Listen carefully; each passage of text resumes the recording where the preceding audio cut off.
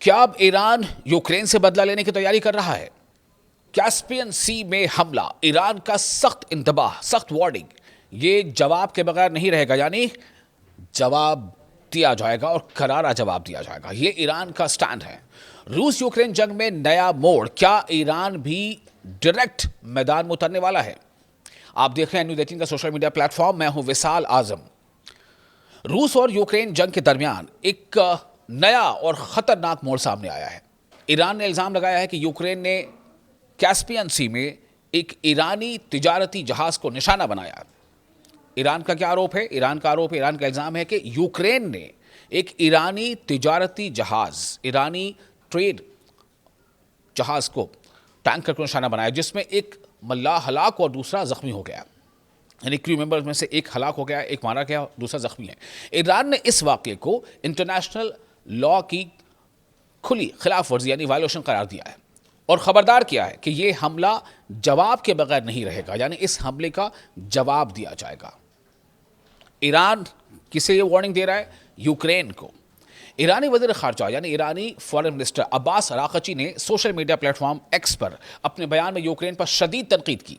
उनका कहना था कि यूक्रेन के जो सदर है व्लादिमीर ज़ेलेंस्की, उन्होंने एक ईरानी तिजारती जहाज़ पर हमला करके एक मल्लाह को कत्ल किया है। अराक़ची के मुताबिक ये यूनाइटेड नेशंस के चार्टर और इंटरनेशनल लॉज की वायलेशंस हैं, खिलाफ वर्जियाँ हैं। उन्होंने दावा किया है कि ये कार्रवाई ईरान के खिलाफ एक वसी तर मंसूबे का हिस्सा है और इसे मामूली वाक़या नहीं समझा जा सकता। ईरानी वज़ारत ख़ारजा यानी ईरानी फॉरेन मिनिस्ट्री के मुताबिक ये वाक़या हफ्ते के सुबह पेश आया, जब ईरानी परचम बरदार यानी जिस पर ईरानी झंडा लगा हुआ था, उस तिजारती जहाज़ रूस की अस्त्राखान बंदरगाह से ईरान की अंजली बंदरगाह की तरफ जा रहा था। वो जहाज़ जिसमें ईरान का झंडा लगा हुआ था। रिपोर्ट्स के मुताबिक जहाज़ के कंट्रोल रूम या बुर्ज को निशाना बनाया गया, जिसके नतीजे में एक मल्लाह हलाक और दूसरा जख्मी हो गया। ईरानी हुक्काम का कहना है कि हमले से जहाज़ को भी शदीद नुकसान पहुंचा और इसकी नेविगेशन सलाहियत मुतासिर हुई है। इस वाक़े की अहमियत इसलिए भी ज़्यादा है क्योंकि बहरे कैस्पियन यानी कैस्पियन सागर अब तक रूस यूक्रेन जंग के बराह रास्त यानी डायरेक्ट असरात से तकरीबन महफूज समझा जाता था। एक्सपर्ट्स का कहना है कि अगर वाकई ये हमला यूक्रेन की जानिब से किया गया है तो इससे तनाज़ा एक नए जोग्राफियाई दायरे में दाखिल हो सकता है।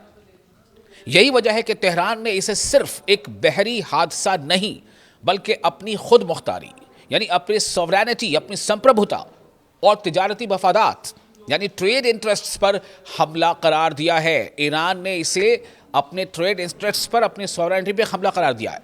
ईरान का स्टैंड है कि तिजारती जहाज़ों को निशाना बनाना इंटरनेशनल सी लॉज की खिलाफ वर्जी है। ईरान के फॉरेन मिनिस्टर अब्बास अराक़ची ने वाज़ेह अल्फाज में कहा है कि तेहरान इस मामले को नज़रअंदाज नहीं करेगा और इस पर मुनासिब रद्द-ए-अमल दिया जाएगा। ताहम ईरान ने अभी तक ये नहीं बताया कि इसका मुमकिना जवाब डिप्लोमेटिक होगा, कानूनी होगा या किसी और नौइयत का होगा। दूसरी जानिब खबर सामने आई है कि यूक्रेनी हुकूमत की जानिब से इन इल्ज़ामात पर कोई बाज़ाब्ता रद्द-ए-अमल सामने नहीं आया था। इसीलिए आलमी सतह पर अभी इस वाक़े की आज़ादाना तस्दीक का इंतज़ार किया जा रहा है। लेकिन अगर ये वाक़या साबित हो जाता है तो ये रूस यूक्रेन जंग में एक नई पेचीदगी पैदा कर सकता है, क्योंकि ईरान पहले ही रूस के करीब समझा जाता है और दोनों कंट्रीज़ मुख्तलिफ शोबों में ताउन, कोऑर्डिनेशन जारी रखे हुए हैं। तो बहरे कैस्पियन यानी कैस्पियन सागर में मुबैना हमले ने पहले से कशीदा आलमी सूरत हाल यानी वर्ल्ड जो सिचुएशन अभी है उसमें एक और तनाज़ा, एक विवाद खड़ा कर दिया है। ईरान का कहना है कि एक मल्लाह की जान लेने वाला ये हमला नाकाबिल कबूल है, इसे बर्दाश्त नहीं किया जाएगा और इसका जवाब ज़रूर दिया जाएगा। जबकि दुनिया अब यूक्रेन के रद्द-ए-अमल और ईरान के अगले कदम का इंतज़ार कर रही है। रूस यूक्रेन जंग के बीच ईरान की यह सख्त वार्निंग एक नए बहरान की अलामत बन सकती है। सवाल यह है कि क्या मामला सिर्फ डिप्लोमेटिक लेवल तक महदूद रहेगा या खित्ते में कशीदगी मजीद बढ़ने वाली है। आपको ये वीडियो कैसा लगा?